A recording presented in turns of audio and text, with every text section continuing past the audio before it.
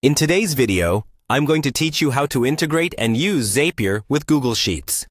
If you're looking to automate your workflows and make life a little bit easier, this guide is just for you.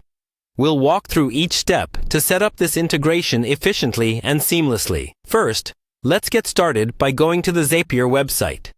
Open your preferred web browser and type in Zapier.com. Zapier is a fantastic tool that allows you to automate tasks across a multitude of apps and services. Once you're there, you'll need to log in. Look for the Login button at the top right corner of the page. Give it a click. Here you can enter your login credentials or sign up if you haven't done so yet. Make sure you have an account because that's your gateway to building effective zaps. After you've logged in, you'll be directed to Zapier Home. This is your central hub, where you'll manage your zaps, explore templates, and get insights into your automations. Spend a moment familiarizing yourself with the layout.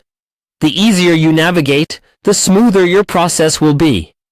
Next, find the option labeled Zaps.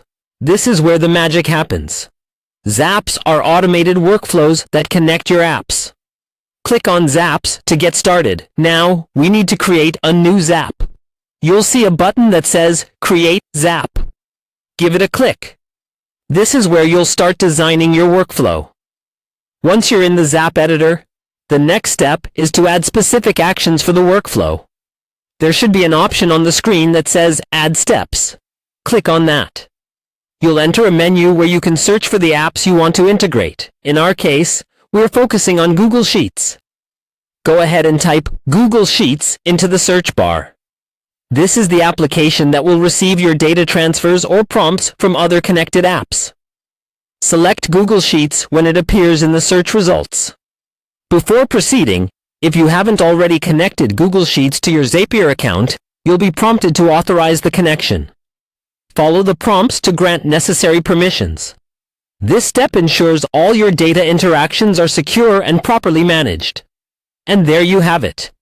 You're now ready to start creating actionable automations between Zapier and Google Sheets.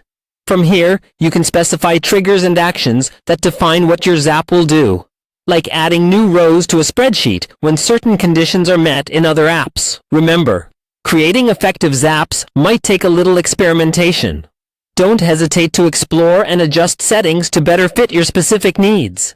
Thanks for watching, and happy automating!